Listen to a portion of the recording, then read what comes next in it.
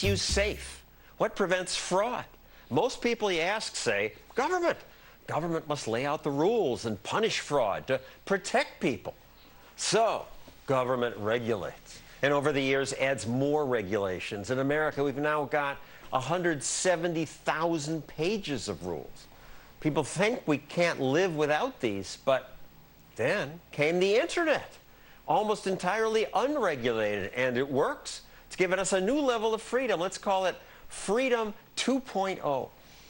I couldn't have imagined it before Google, Wikipedia, eBay existed. I assumed services like those could not work. They'd be ridden with fraud. eBay, what a joke. Who would buy an unseen product from a total stranger? Without government regulation, who would make sure that the sellers are honest and the product's worthy? Wikipedia, another joke. Who would trust it? That's why we need the World Book and the Encyclopedia Britannica. Oops, my bad. Even I, who constantly complains about government controls, could not imagine what would be created outside them. One who did imagine it is Jimmy Wales, who founded Wikipedia. So how did you think this would work? Well, you know, it's interesting. When I started, I didn't really think about competing with anybody.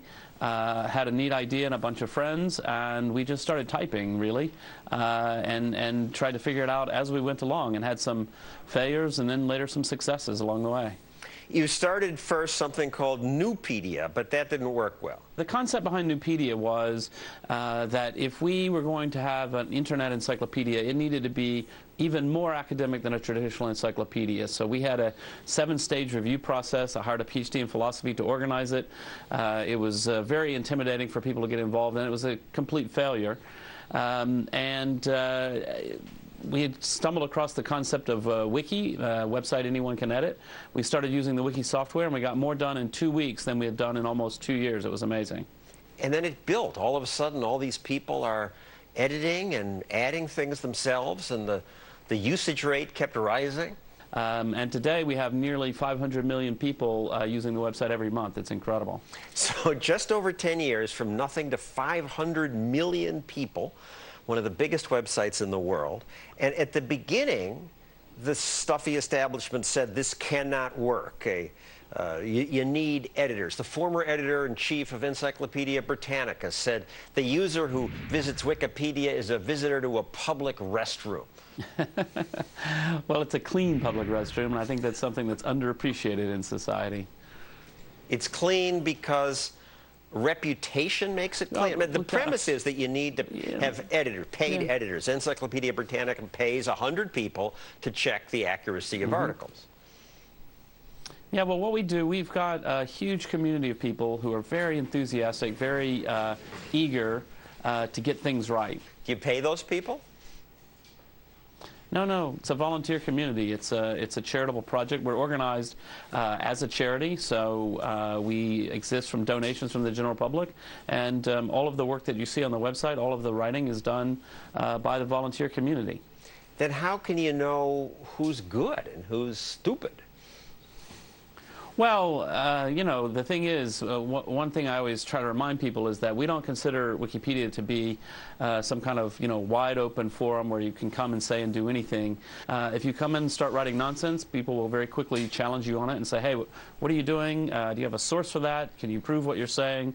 And then we have some of the best, most interesting discussions, I think, that you can find anywhere on the internet on the discussion page as the community tries to work through what's the best way to present something, what's actually true here.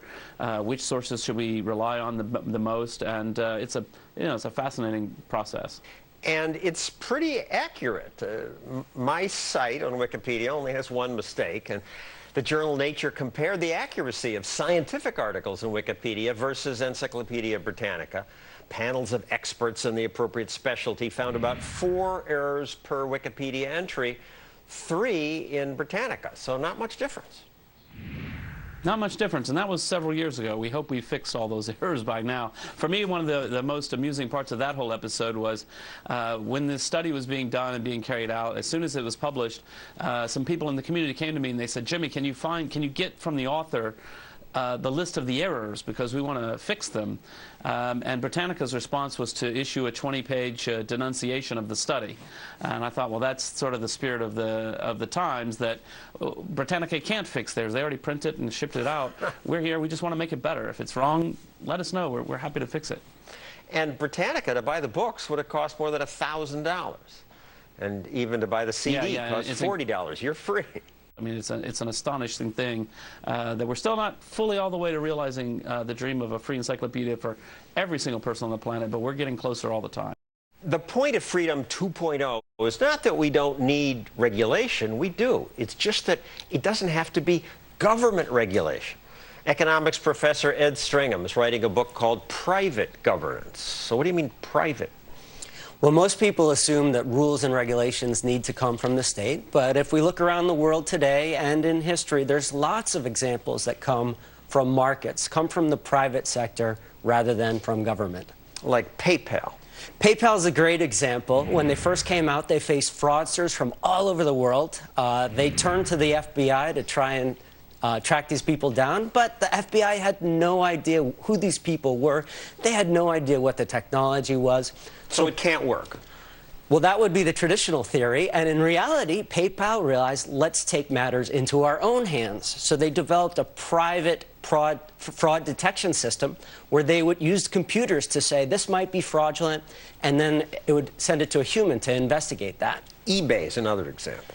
eBay is a great example. In theory, you could sue somebody if they didn't send you a $5 pack of But our legal system is so gummed up that would cost you $500,000. It would take forever. So this can't work. People will cheat. That's the theory, but private parties look to problems and solve them. So eBay and other groups developed private reputation mechanisms. And the more that these mechanisms work, the less that we need government.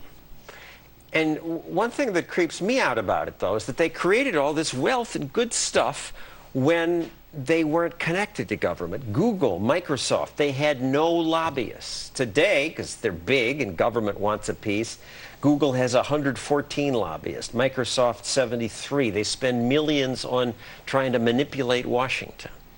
If we look at all the good things about the internet, I think we can say the good things are attributable to the private sector. When government gets involved, it's really regulating, getting in the way of people doing things.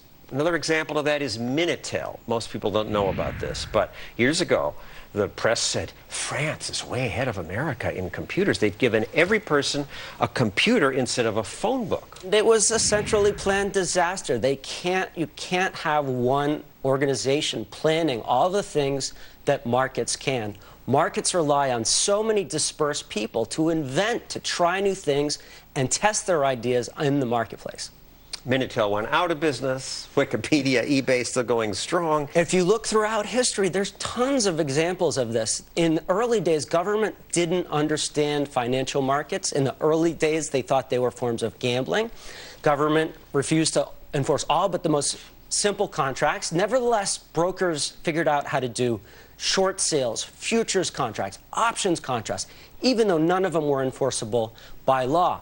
How? Well, in London in the 1700s, they traded in coffee houses. And after a while, they decided, let's create and enforce rules within this coffee house.